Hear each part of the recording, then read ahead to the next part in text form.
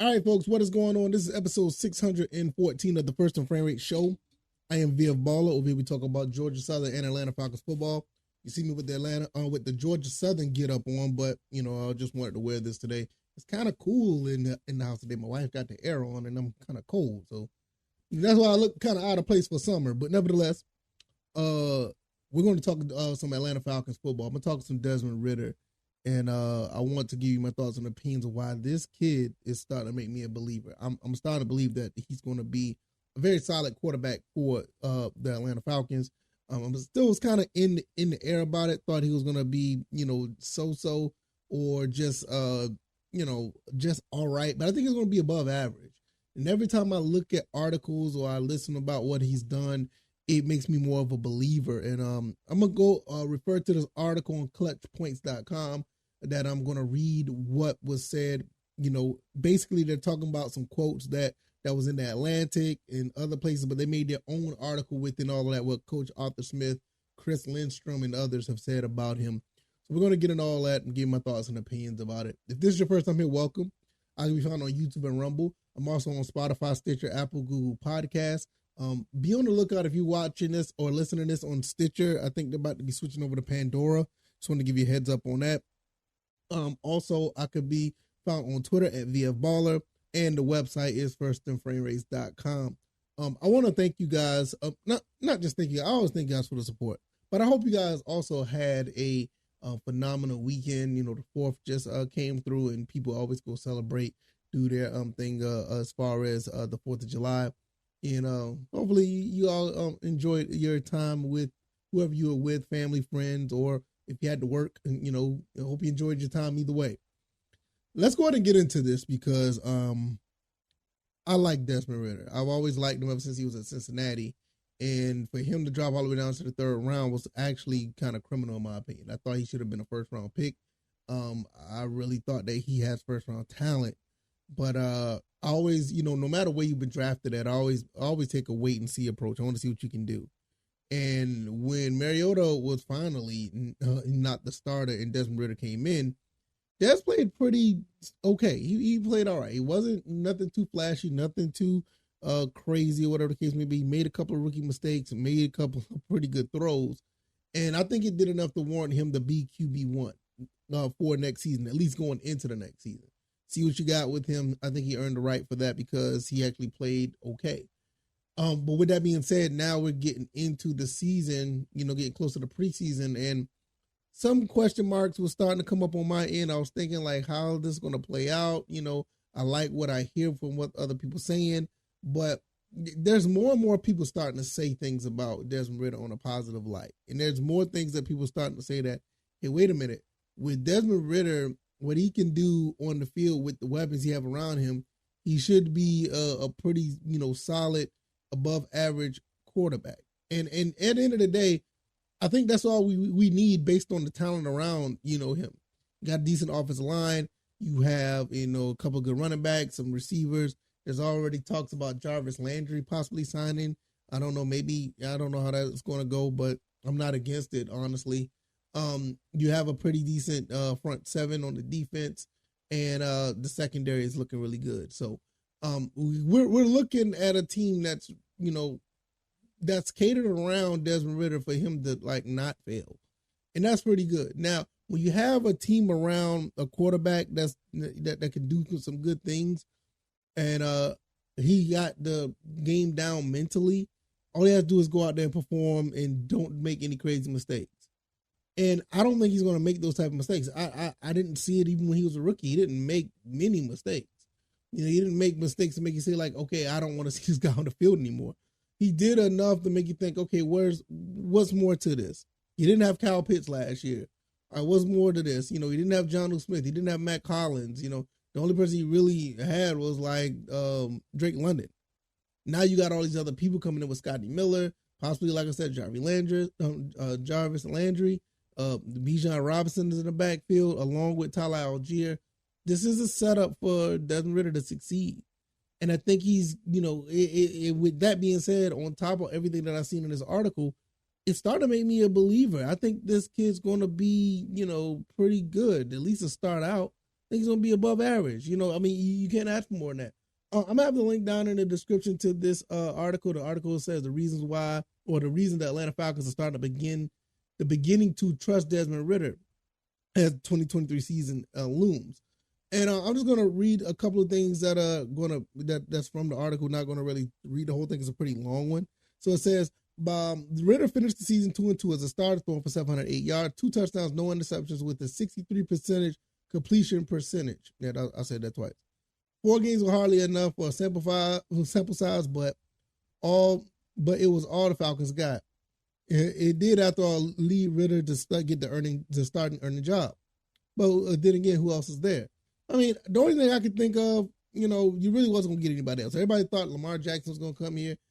People, didn't know what was going to do at quarterback, or we're going to draft another quarterback. And, you turn around and, you get Taylor Heineke as a backup, and kind of got the writing on the wall what was going to happen. 63% completion percentage. I wish that was up to about 69. But then again, if it was up to 69, he'd have threw over like maybe 1,200 yards, in this 4 games. So nevertheless, some of those lingering questions about the quarterback to be rumored to be addressed during the draft. Falcons were rumored to be moving up from the 8th position. Some of them said that, I'm paraphrasing, someone's going to trade their pick, the pick to Tennessee. Hold on, let's listen to this. This is a crazy part of the article. Now, this doesn't make any sense. The Falcons were rumored to either be moving up from the 8th position, getting one of the highly touted quarterbacks, or trading their pick to Tennessee, receiving Ryan Tannehill in return. Let's listen to that. You give up the 8th pick for Ryan Tannehill, Coach Arthur Smith should have been fired. Point blank. If that's a rumor, let it stay that. That couldn't even be in a discussion. Ain't no way. Nevertheless, the Falcons instead chose to give Ridder more help, drafting a talented running back, Bijan Robinson. The move, along with others in free agency, proved that the Falcons were putting their trust in the second-year quarterback, for better or worse. I mean, will it be enough? Yeah, I think it's going to be enough. I think I think, all these players that we got around Desmond Ridder, if they don't succeed, I don't even know if it's going to be on Desmond Ridder. I mean, yeah, he's a quarterback, but I mean, how you make all these moves and you can't coach your team to be better than the record from last year? I think that'll probably fall on the coach, especially if, Desmond Ridder's out there just not, doing everything he's supposed to do as far as actually performing at quarterback, but he just can't get the wins. Now, if he's out there stinking up the joint, throwing incompletions and interceptions, that's a different story. But if he's doing this job and we still can't win games, then that might be on the coach, because you made a lot of moves.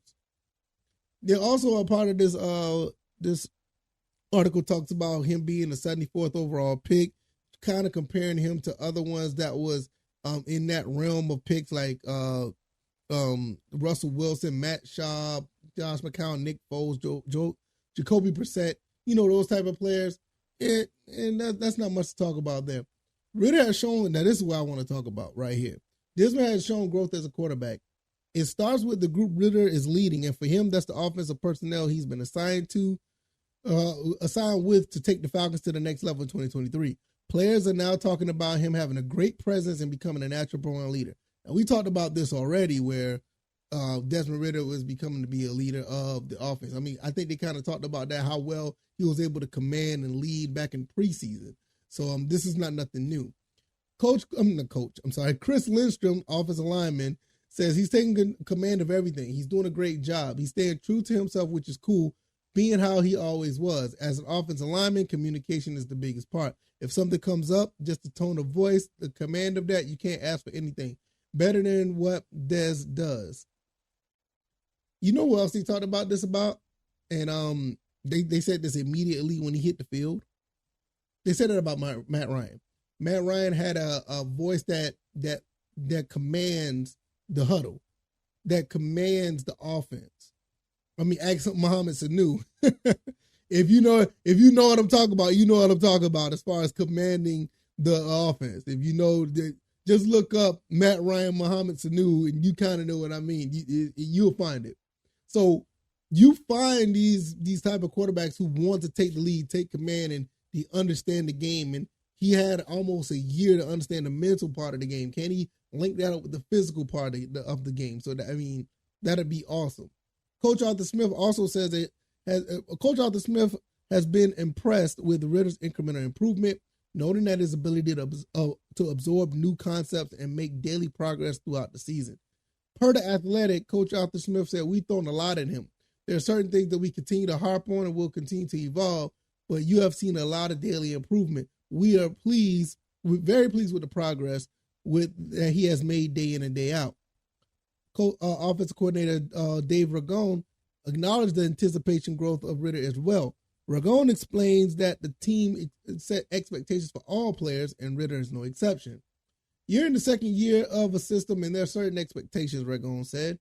"There's a certain bar that we want our players to be able to continue to push. For him, it's no different from what we ask the right tackle, left tackle, or left guard to do. Just come in and do your job." And that's basically what it is. See, a lot of people want to categorize, the quarterback position as doing everything. And you get the flashy looks of quarterbacks making highlight plays. That's a lot of improvising. That's not leadership. I'm sorry, it's just not. Leadership is, don't get me wrong, these guys that do the flashy plays, they're tremendous leaders. But we all get caught up in the hype of what we see when it comes to the flashy part of being the quarterback. Lamar Jackson juking somebody out, the crazy throws that Mahomes do, Joe Burrow making, the play what that needs to be. But in some cases, and I think Jalen Hurts is a really good example of this, you just go out there and do your job. That's all you do. He doesn't do anything wild and crazy. Yeah, it looks good, but when you really look at what he doesn't do nothing out of the way. Even Ryan Tannehill was like this at one point until Ryan Tannehill did his thing. But you don't do anything that's out of the norm of your position. I think there's one reason why Matt Ryan was so effective. He didn't do anything that was out of the position. He just basically did his job. And really when you find players that just do their job and don't, mess anything up, yeah, you have a lower risk of having like clutch plays and flashy plays and over the top plays that make the highlight reel. But what you get is a consistent, solid level of a positive play. And at the end of the day, that's really what you would want. I think with Desmond Ridder, what he needs to do is continue to be on the path that he's on. If he happens to make wild plays because of instinct, that's great. But right now, all we need him to do is get the ball to a Drake London, get the ball to Mac Hollins, get the ball to Kyle Pitts, get the ball to Bijan, hand the ball off to Tyler Algier, get the ball to John Smith. He does not have to do anything out of the norm. Only thing he has to do based on from his stats from last year is get his completion percentage up. If you get that up from 63 to 73, this kid is going to the Pro Bowl. This kid is probably going to go deep in the playoffs. This kid is probably going to be, in the running for damn near MVP. And yes, I said it. If you continue to make these numbers with no interceptions, 2 touchdowns, no interceptions, and all you have to do is minimize mistakes and bring up that completion percentage, you throw for 73, 72 yards, the 72 percentage pass completion, you're going to be up there with the rest because what you're going to do is your numbers are going to speak for itself. And if we get that type of quarterback play, we definitely win over 7 games. We're going to the playoffs. You don't understand? We went 7-10 with Marcus Mariota at quarterback. And you see what numbers he put up. Like I said, Desmond Ridder just improves on that completion percentage. You got a really, really, really big problem on this team. And that's not just for the fans. I'm talking about for the opposition. So that's pretty much the end of the article. I don't think it's anything else here. Ridder, this is the last couple of paragraphs. Ridder himself has also expressed increased confidence coming into the season, attributing it to finally having a full season under his belt with a deeper understanding of the game and improved comfort.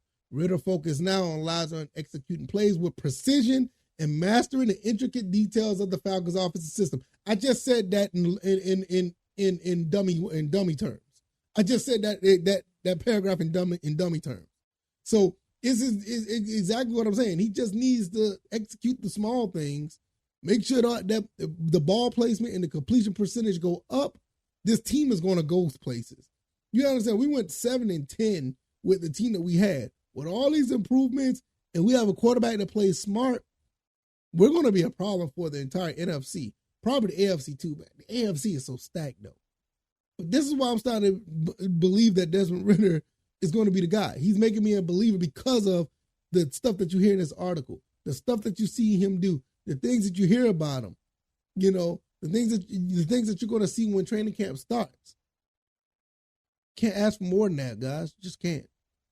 If you like this commentary, hit the like button, share this podcast, subscribe to the channel if you haven't already. Let me know what you guys think. Am I tripping? Do I know what I'm talking about? Maybe I don't know what I'm talking about. I think Desmond Ridder is making me a believer, and I'm starting to get on this train. I think our QB1 is going to be much better than advertised. And based on what this team is saying, I'm starting to believe when you hear Chris Lindstrom, Coach Arthur Smith start to say things, you really start to understand that, wait a minute, there may be some validity to this because Desmond Ridder, not Desmond Ridder, but Coach Arthur Smith, anything that he said was pretty much been on point ever since he walked in the door. And when Chris Lindstrom speaks with the clout that he has garnered based on him making, you know, Pro Bowls and being one of the top guards in the game, you might want to start listening to what he's saying. These guys don't say this stuff just to say it. I can be found on YouTube and Rumble, also Spotify, Stitcher, Apple, Google Podcasts. Hit that like button. Give me a 5-star rating if you don't mind. I really, really appreciate it if you made it this far. I can't thank you guys enough. I am on Twitter at VFBaller. Also, the website is firstandframerates.com. You can go over there and check out the website, subscribe to the podcast, and support your boy. There's ways to support the show as well. All right, y'all. I'm going to get up out of here. I thank you guys once again. You guys take it easy, and you guys be blessed.